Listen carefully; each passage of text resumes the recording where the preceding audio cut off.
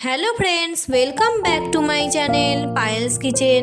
আজকে আমি তোমাদের সাথে বাঙালিদের বিভিন্ন শীতকালীন রেসিপির মধ্যে অন্যতম সেরা সুস্বাদু রেসিপি শেয়ার করব।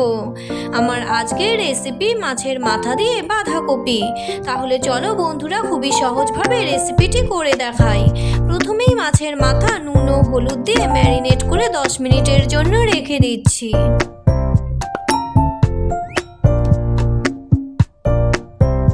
এবারে ঝিরিঝিরি করে কেটে নেওয়া বাঁধাকপি অল্প একটু জল দিয়ে ভাপিয়ে নিচ্ছি।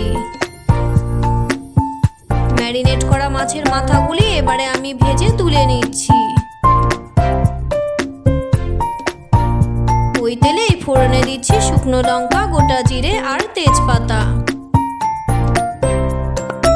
ফোড়নটি ভাজা হয়ে গেলে ছোট ছোট চৌকো করে কেটে নেওয়া আলু আর পেঁয়াজ দিয়ে দিচ্ছি।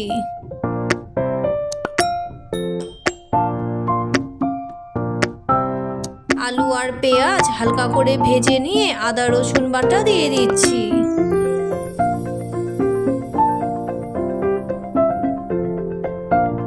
এখন স্লাইস করে কেটে নেওয়া টমেটো আর কড়াইশুঁটি দিয়ে দিলাম।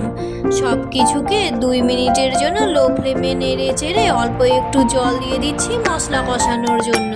1 চামচ জিরে গুঁড়ো, 1 চামচ ধনে গুঁড়ো, স্বাদ মতো নুন আর হলুদ দিয়ে দিচ্ছি।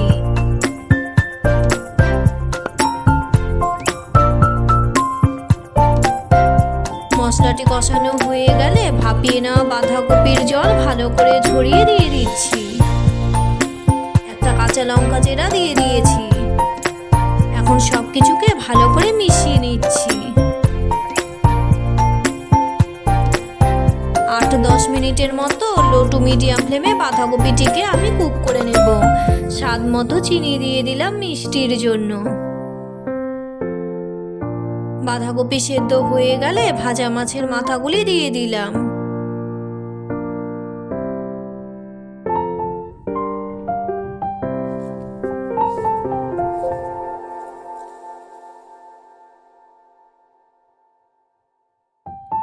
এখন 3-4 মিনিটের জন্য বাঁধাকপিটিকে নেড়ে চেড়ে আমি কিছুটা গরম মশলা আর ঘি দিয়ে দিচ্ছি।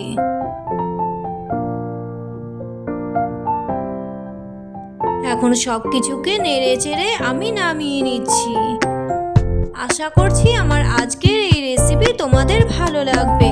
আর ভালো লাগলে প্রতিবারের মতো আমাকে কিন্তু লাইক আর কমেন্ট করতে ভুলে যেও না।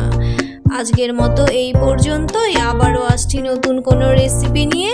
ততক্ষণ পর্যন্ত সবাই সুস্থ থেকো, ভালো থেকো, টাটা।